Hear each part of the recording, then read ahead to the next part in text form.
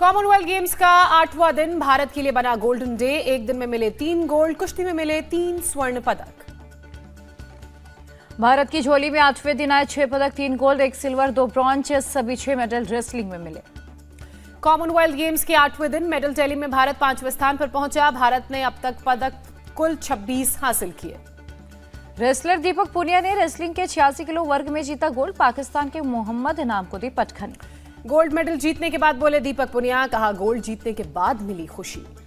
दीपक पुनिया के गोल्ड जीते पर पीएम मोदी ने ट्वीट कर बधाई दी। लिखा, आपके शानदार खेल पर गर्व महसूस हो रहा है, आप भारत का गौरव हैं। राष्ट्रपति द्रौपदी मुर्मू ने भी दीपक पुनिया को शुभकामनाएं दी। ट्वीट कर कहा, आप भारत के लिए खुशी और गौरव का क्षण लेकर आए हैं।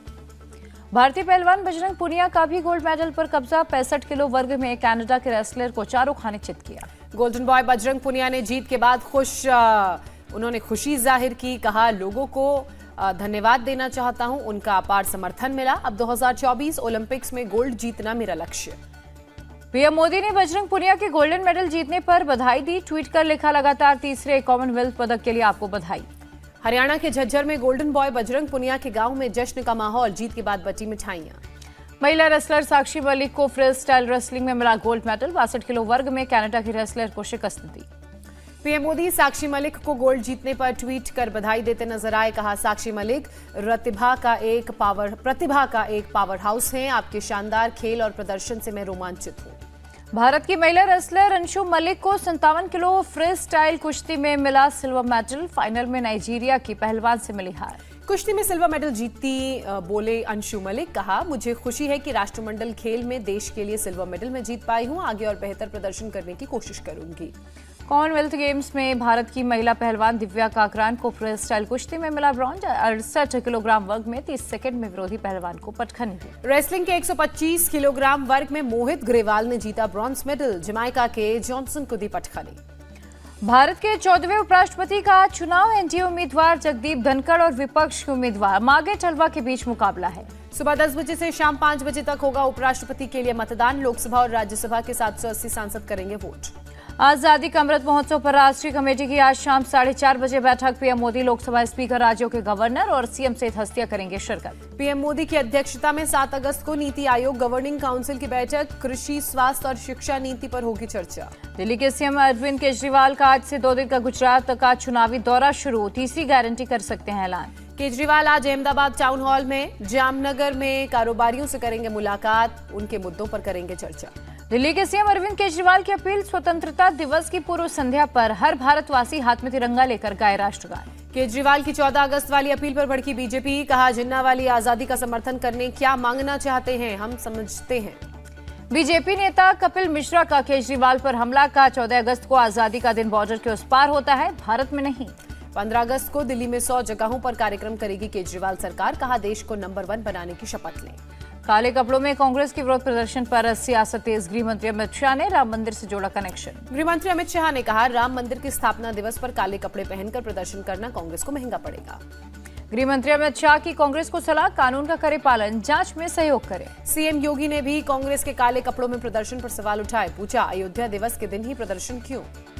सीएम योगी बोले, कांग्रेस का असली आचरण उजागर हुआ है, राम भक्तों से माफी मांगनी चाहिए। प्रियंका गांधी ने ट्वीट कर दिया जवाब। लिखा, महंगाई के खिलाफ लड़ना राम का रास्ता है। जो आंदोलन करने वालों को मिथ्या वचन कहते हैं, वो राम और जनता का अपमान करते हैं। कांग्रेस ने पीएम का काले कपड़े में कुंभ में नहाता फोटो ट्वीट कर दिया अमित शाह को जवाब। लिखा, क्या ये आस्था का अपमान नहीं? कांग्रेस प्रवक्ता सुप्रिया श्रीनेत ने अमित शाह पर साधा निशाना। कहा, कांग्रेस के सफल विरोध प्रदर्शन को देखकर अमित शाह बौखला गए। राहुल और प्रियंका समेत सभी नेता दिल्ली पुलिस की हिरासत में रिहा हुए। महंगाई के खिलाफ धरना प्रदर्शन के दौरान डिटेन किए गए थे। हिरासत में लेने के बाद बोली प्रियंका गांधी वाड्रा, बीजेपी को लगता है हमें दबा लेंगे, पर ऐसा होगा नहीं। प्रियंका गांधी के साथ पुलिस के बर्ताव पर आदित्य ठाकरे का बयान। कहा, जब जब सवाल पूछा जा रहा है तब तब उस आवाज को दबाने की कोशिश होती है। राहुल गांधी ने कांग्रेस के कुछ सांसदों को पीटने का आरोप लगाया। कहा, सांसदों को घसीट कर ले गई पुलिस। कांग्रेस के प्रदर्शन से पहले राहुल गांधी का अटैक, देश में लोकतंत्र नहीं, सरकार के खिलाफ आवाज उठाओ तो पीछे पड़ जाती हैं एजेंसियां। गिरिराज सिंह ने राहुल को दिया जवाब। कहा, कांग्रेस से बड़ा हिटलर कोई नहीं, इमरजेंसी लगाकर लोकतंत्र की हत्या की थी। सचिन पायलट का निशाना, सरकार अलोकतांत्रिक तरीके से कर रही है काम, अपनी बात रखने से रोका जा रहा है। केंद्रीय मंत्री अनुराग ठाकुर का हमला, जांच एजेंसियों से किस बात का डर, राहुल सोनिया ने क्या छिपा रखा है। संसद सत्र के दौरान सांसदों को आपराधिक मामलों में गिरफ्तारी से छूट नहीं, राज्यसभा सभापति वेंकैया नायडू का खड़गे को जवाब। पश्चिम बंगाल शिक्षक भर्ती घोटाले में आरोपी अर्पिता मुखर्जी के वकील ने अर्पिता की जान को बताया खतरा, जेल में एक अलग वार्ड की मांग की गई। ईडी के वकील ने भी माना अर्पिता मुखर्जी की जान को खतरा, कहा जेल में जांच के बाद उन्हें खाना और पानी दिया जाना चाहिए। ईडी ने भी अर्पिता को विशेष सेल में रखे जाने की मांग की, कहा अर्पिता को ऐसी सेल में रखा जाए जहां 4 से ज्यादा कैदी न हो। ईडी ने पार्थ चटर्जी की जान को नहीं बताया खतरा, कहा ऐसा कोई इनपुट नहीं मिला जिससे उनकी सुरक्षा को कोई खतरा नजर आए। अर्पिता मुखर्जी और पार्थ चटर्जी को कोर्ट ने 14 दिनों की न्यायिक हिरासत में भेजा, 18 अगस्त को होगी पेशी। पार्थ चटर्जी के वकील की कोर्ट में दलील, कहा कोई सामने नहीं आया जिसने ये कहा हो कि पार्थ चटर्जी ने रिश्वत मांगी है। शिवसेना सांसद संजय राउत की पत्नी वर्षा राउत से ईडी आज भी करेगी पूछताछ, वर्षा राउत के खाते से लेन देन पर करेगी सवाल जवाब। बीरभूम के टीएमसी अध्यक्ष को सीबीआई का नोटिस, जानवरों की तस्करी मामले में सोमवार को पूछताछ के लिए तलब किया। झारखंड खनन घोटाले में बच्चू यादव को ईडी की रिमांड, पीएमएलए कोर्ट ने 6 दिन की कस्टडी में सौंपा। उमेश कोले हत्याकांड में एनआईए का कोर्ट में बड़ा खुलासा, गिरफ्तार मौलवी और अब्बाज ने हत्याकांड के बाद जश्न मनाया, डिनर पार्टी का भी आयोजन किया था। एनआईए ने कोर्ट को बताया आरोपियों ने हत्याकांड के मास्टरमाइंड इरफान खान और दूसरे आरोपियों को हत्या के बाद छिपाने में मदद की। बीजेपी के एक नेता ने नोएडा में महिला के साथ बदतमीजी और गाली गलौज की, वीडियो सोशल मीडिया पर वायरल। वीडियो वायरल होने के बाद पुलिस एफआईआर दर्ज कर जांच में जुटी, कहा श्रीकांत त्यागी नाम के शख्स ने महिला से अभद्र भाषा का इस्तेमाल किया। पश्चिम बंगाल के हुगली में तृणमूल कांग्रेस के विधायक असित मजूमदार और उनके समर्थकों पर बीजेपी कार्यकर्ताओं की पिटाई का आरोप लगा। टीएमसी ने आरोप लगाया कि उनके विधायकों को बीजेपी समर्थकों ने परेशान किया, बीजेपी की एक रैली के दौरान का ये मामला।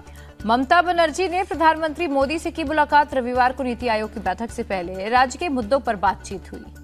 ममता ने पीएम मोदी से मनरेगा, पीएम आवास योजना और पीएम सड़क योजना के लिए राज्य को फंड रिलीज करने की भी अपील की। ममता बनर्जी ने राष्ट्रपति द्रौपदी मुर्मू से भी मुलाकात की, फूलों का गुलदस्ता देकर अभिवादन किया।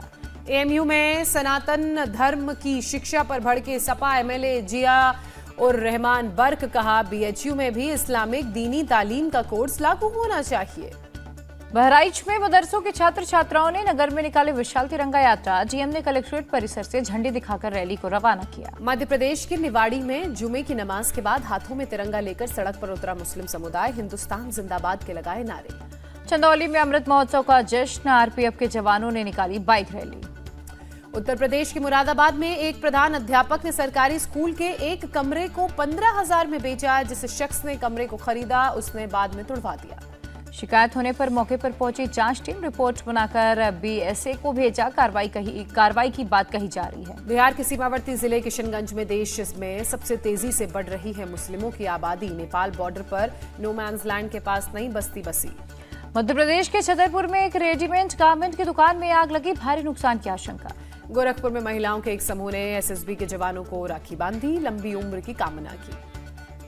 यूपी सरकार ने रक्षाबंधन पर महिलाओं को दिया सौगात, 10 अगस्त की रात से 12 अगस्त तक मुफ्त में बसों में यात्राएं कर सकेंगी। दिल्ली में कोरोना का पॉजिटिविटी रेट 12.9% पर पहुंचा, पिछले 6 महीने में अधिकतम हुई कोरोना संक्रमण की दर। दिल्ली में कोरोना के 2,419 नए मामले सामने आए, 2 कोरोना पीड़ितों की मौत हुई। महाराष्ट्र में कोरोना के 2024 नए केस सामने आए, 5 लोगों की मौत की खबर, एक्टिव केस की संख्या 11,906। तमिलनाडु में नहीं थम रही कोरोना की रफ्तार, 1,141 नए मामले दर्ज किए गए, करीब 1,500 कोरोना पीड़ित रिकवर हुए। हरियाणा में कोरोना के 1,055 नए केस सामने आए, एक कोरोना पीड़ित ने जान गंवाई। गुजरात में कोरोना के 947 नए मामले दर्ज किए गए, 3 लोगों की मौत, एक्टिव केस 6,000 के करीब पहुंचे। पश्चिम बंगाल में कोरोना से 5 लोगों ने अपनी जान गंवाई, 783 नए मामले सामने आए, राज्य में 9,000 से ज्यादा कोरोना के एक्टिव केस। इजराइल ने गाजा पट्टी पर किया ताबड़तोड़ रॉकेट अटैक, हमास के टॉप कमांडर अल जाबरी सहित 10 की मौत, 55 घायल।